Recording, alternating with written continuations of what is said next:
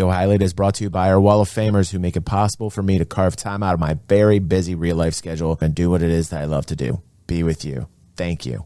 All right, let's check out Google's Genie model makes realistic worlds in real time. Let's check it out.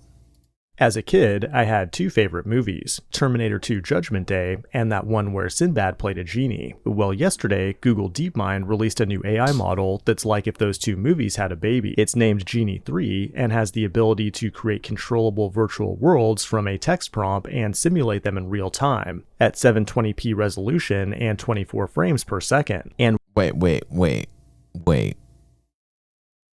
a second. Let me get this straight. You get a picture and you can make the picture into a game just like that. Let's go back here. Is that what are we saying here? I can take a picture of something and turn it into a game like right now. Them in real time at 720p resolution and 24 frames per second. And we're not just talking about video rendering here, but worlds with actual physical properties that you can interact with like an open world video game. Genie is an AI system that understands reality well enough to simulate it. Think of it like the inverse of perception. Instead of understanding what it sees, it generates what could be seen if it had eyeballs like us. And that's a big deal because it gives autonomous systems and robots an unlimited number of simulated environments for training. In today's video, we'll take a closer look at Genie, along with two other big AI announcements that you may have missed if you blinked yesterday. It is August 6, 2025, and you're watching the Code Report. But before we talk about Google's Genie, OpenAI... Oh, holy shit. Why do all of a sudden I feel like I'm inside an inverted kaleidoscope in some crazy Kubrick film? All of a sudden I got really claustrophobic, and now I feel like I'm in one of the variable simulations. And now that I'm inside this twisted, chaotic kaleidoscope, now I'm like, oh, this is not a good thing to do to me. And is this another AI narrator? Are we for sure on that? Are there any real people anymore on the internet besides you and I, Erad? I did something I thought I would never see. They released an OpenAI model with an Apache 2.0 license, meaning you can use it freely to build a billion-dollar business. GPT-OSS is a model that's so good it approaches the performance of other state-of-the-art reasoning models like O3, while being small enough to run on your laptop or even your phone. I tried it out on Ollama, and while it's great to have another open model, it still feels overly censored and a little bit behind Qwen 3 and... Okay, hold on a second. Let's go to this dude's channel whose name is Fireship. 3.97 million views, because now I'm curious if this is DuckDB in open. If this is AI. Let's go to the video section and let's go to the oldest video. Okay, 8 years ago, before AI. Let's listen to this guy's voice.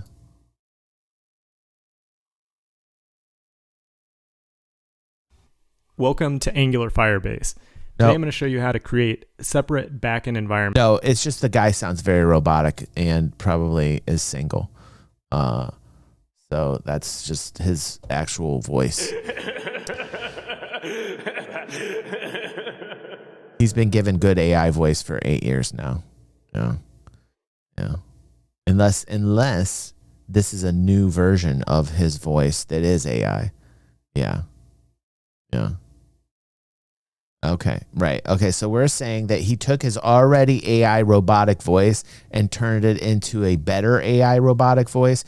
Are we saying that he took his original organic mouth voice, throat voice that sounded like AI already and turned it into a better version of a organic AI voice?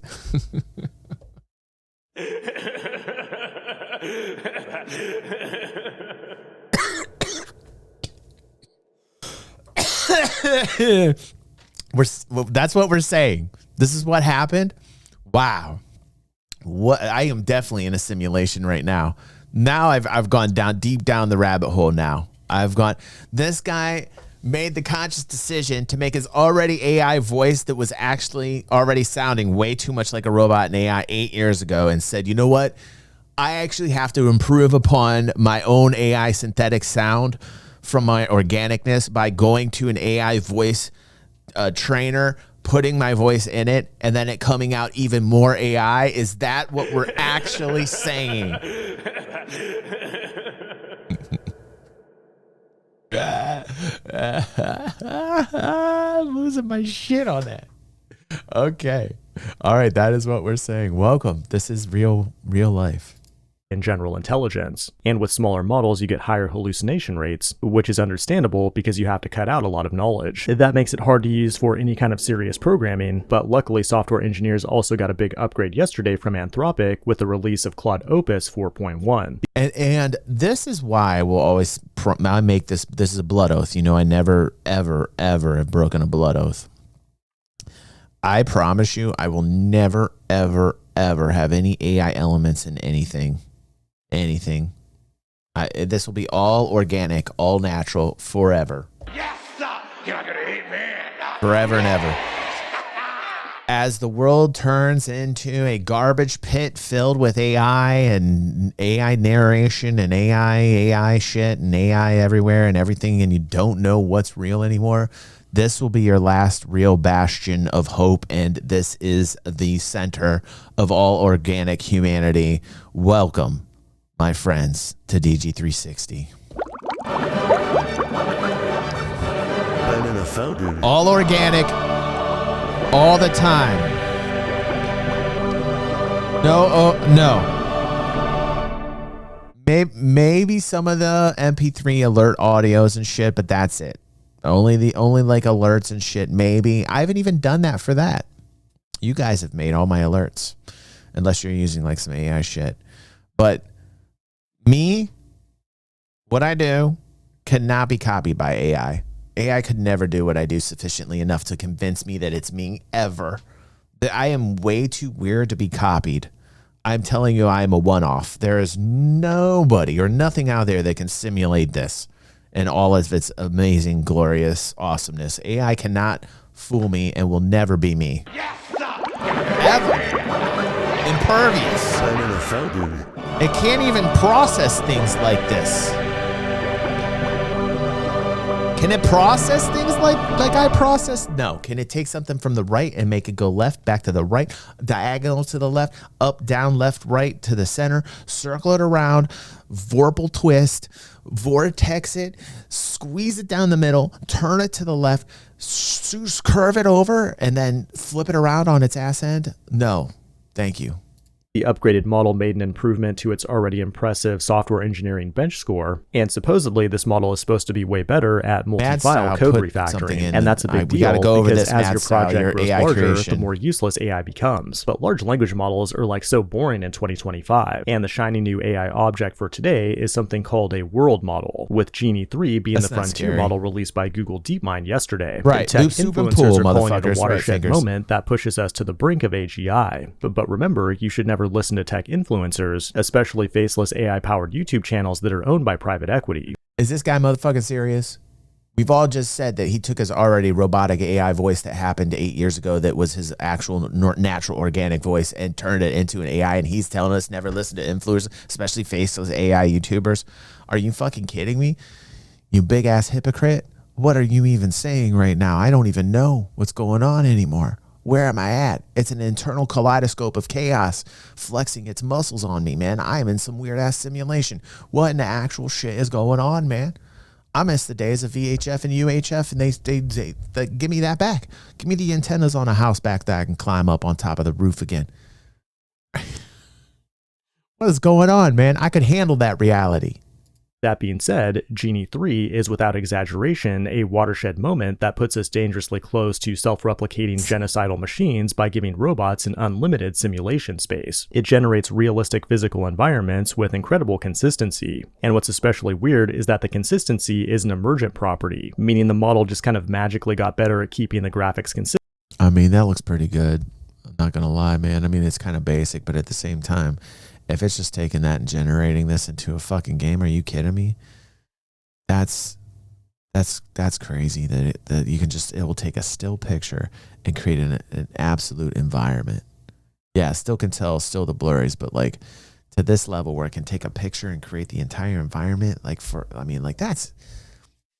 that's crazy. That's fucking crazy.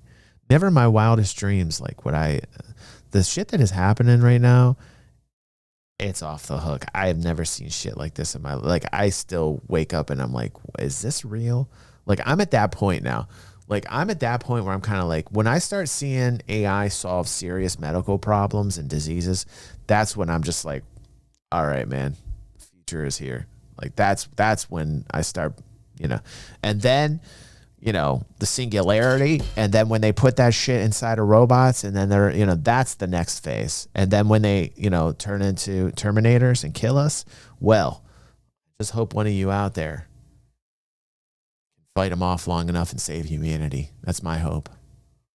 Let me know where you live, and I will help you in the revolution against the robots. As it got bigger, as opposed to being a deliberate change to the algorithm implemented by programmers. Google has been working on these world models for a while, but Genie 3 is the first one with an interaction horizon that lasts multiple minutes and that can generate high-resolution graphics in real time. It can create both realistic and fictional worlds from a simple text prompt. Wow, so you're saying invest in Google. Is that what this guy's saying? Invest in Google? That's the words I'm hearing. While also giving physical properties I think that's to what I'm objects hearing right in now. that world Invest that in you can Google? interact with just like a video game. AI voice? It's a fun little toy for us humans, but for robots, it provides an unlimited training space to get better and better at what they do. Humanoid robot tech is right around the corner, with Unitree releasing the R1 for just $5,900 a few weeks ago. And it won't be... Here's the thing.